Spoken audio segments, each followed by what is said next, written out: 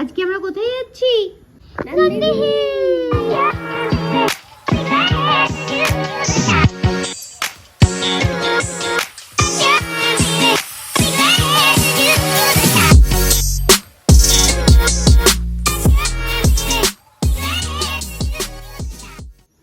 আসো আসো।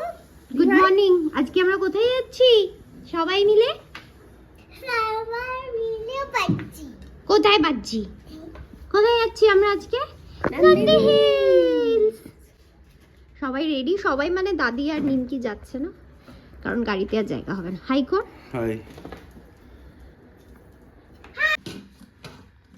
সবাই ready?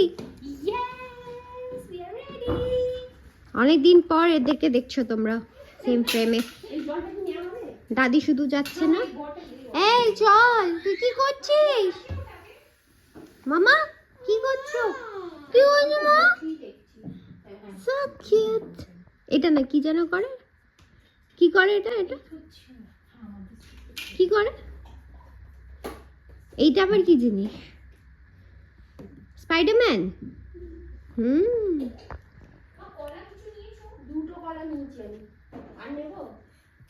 Hello everyone and welcome back to my blog. আশা করি তোমরা দারুণ আছো, ফাটাফাটি আছো। আমিও অনেক দিন পর একটা লং ফরম্যাট ভিডিও নিয়ে আসলাম তোমাদের সাথে। মাঝে তো শর্টস আমি শেয়ার করতেই থাকি, আর আজকে টাইটেল দেখে বুঝেই গেছো যে এটা একটা ব্যাঙ্গালোরের ব্লগ হতে চলেছে। তো যারা ব্যাঙ্গালোরের ব্লগ মিস করছিলে তাদের জন্য তো এটা খুবই স্পেশাল। তো আজকে আমরা সবাই মিলে যাচ্ছি হচ্ছে নন্দী হিলস। যদিও দাদি আর নিমকিকে নিয়ে যেতে আমরা পারিনি, কারণ গাড়িতে অত জায়গা ছিল না।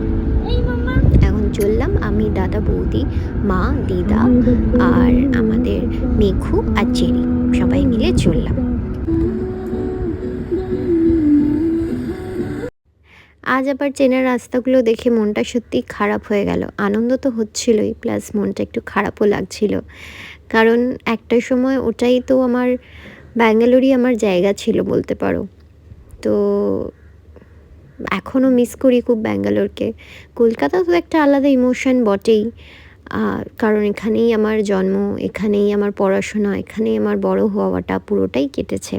কিন্তু ওখানে একটা ব্যাঙ্গালোরে থেকে আমার একটা আলাদাই ইন্ডিপেন্ডেন্স দিয়েছিল, নতুন বন্ধু দিয়েছিল, অনেক অনেক কিছু দিয়েছিল।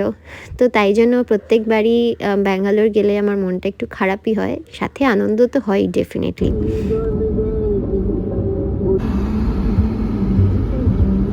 নন্দী হিলস আমি ফার্স্ট টাইম গেছিলাম যখন লকডাউনের পরপর, মানে তখনও আধা লকডাউন, পার্শিয়াল লকডাউন ছিলই।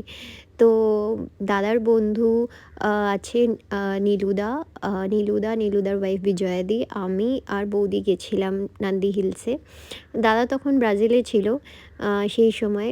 ওই লকডাউন এরাই বলতে পারো ওটা, মানে পুরোপুরি খোলেনি, অথচ অফিসে ওয়ার্ক ফ্রম হোম ছিল। তো সেই সময় কিন্তু আমরা সত্যি খুব খুব খুব এনজয় করেছিলাম। আর এখন একটু ব্রেক টাইম, তো একটু চা ফা খেতে হবে, আর চেরিকেও একটু ব্রেকফাস্ট কিছু করাতে হবে, তো ওই জন্য একটুখানি ব্রেক নিয়েছিলাম।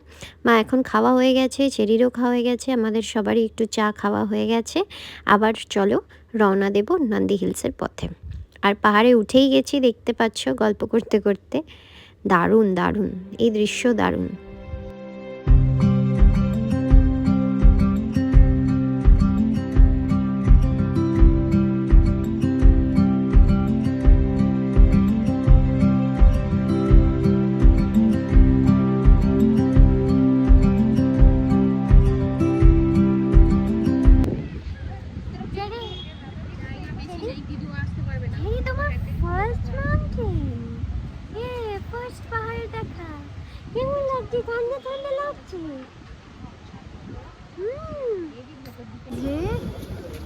ওয়েলকাম টু নন্দী হিলস লেখা, এখান দিয়ে আমরা উপরে উঠবো।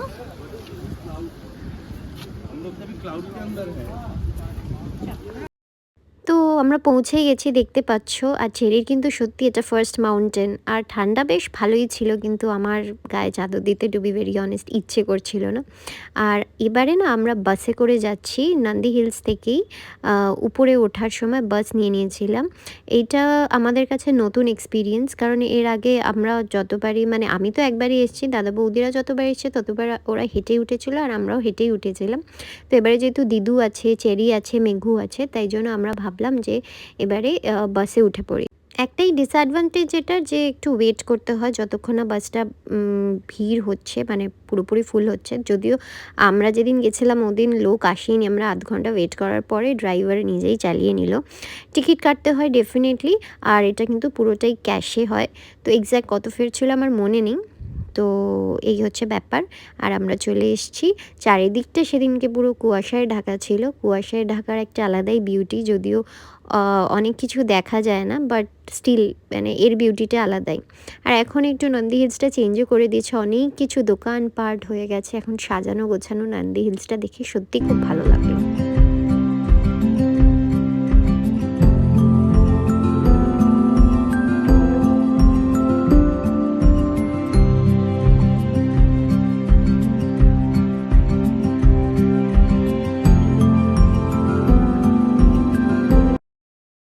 চলো মন্দিরটা দেখে নিয়ে এসছি যখন এতটা দূর। আর দাদা বৌদিরা এতবারই দেখেছে, ওরা আর যায়নি, আমি একাই দেখে আসলাম। আর চেরি ছিল মায়ের কাছে, তাই জন্য মা যায়নি, মা পরে দেখে এসছে। তো এটা তো জানোই সবাই যে এটা চোলা ডাইনেস্টির সময় বানানো হয়েছিল, এটা ওয়ান অফ দ্য ওল্ডেস্ট। এটা কিন্তু লর্ড শিভার টেম্পল, যোগা নন্দীশ্বরা টেম্পল এটাকে বলা হয়। এটা কিন্তু অনেক এনশিয়েন্ট টেম্পল, 9th সেঞ্চুরি এডিড টেম্পল।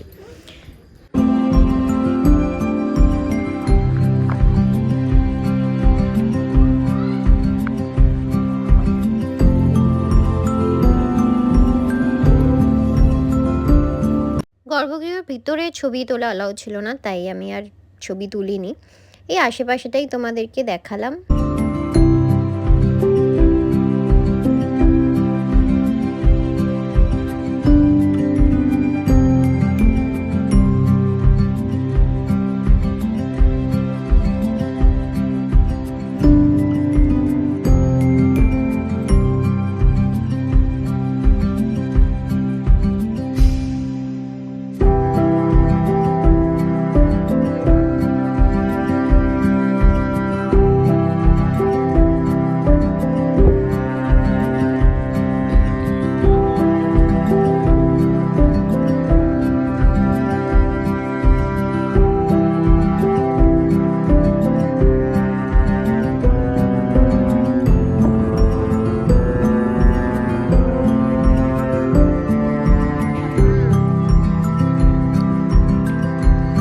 অনেক ফটোশ্যুট হলো, অনেক কিছু হলো। এখন চলো, অনেকটা খিদে পেয়ে গেছে, কারণ আমরা সেভাবে ব্রেকফাস্ট করিনি। তো এখানে দেখি অনেকটা বেলাও হয়ে গেছে, ব্রেকফাস্ট কি পাবো না পাবো জানি না। দেখি চলো গিয়ে কি খাওয়া যায়।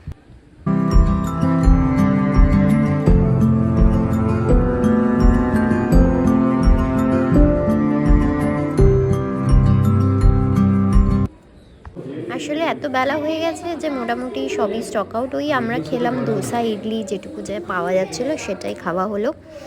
আর এবার চলো ফেরা যাক।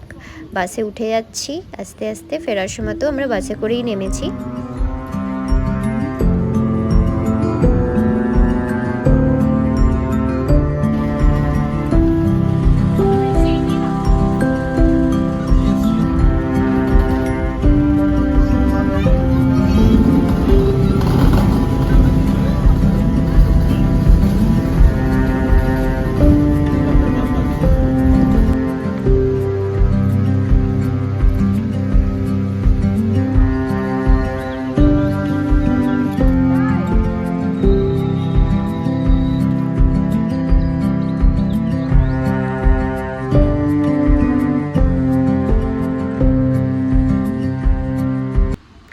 আর এই জায়গাটা হচ্ছে টিপু সুলতান সামার রেসিডেন্স। মানে আমরা বাসে করে নামলাম, মানে তুমি যখন নন্দী হিলস ঢুকছো, ঢুকে যখন উপরে উঠছো, বাদিকটায় তোমার টিপু সুলতান রেস্টিং প্লেস পড়বে। আমরা আর ভিতরে ঢুকিনি, ওখানে টিপু সুলতান নাকি সামারে এসে ওখানে থাকতেন।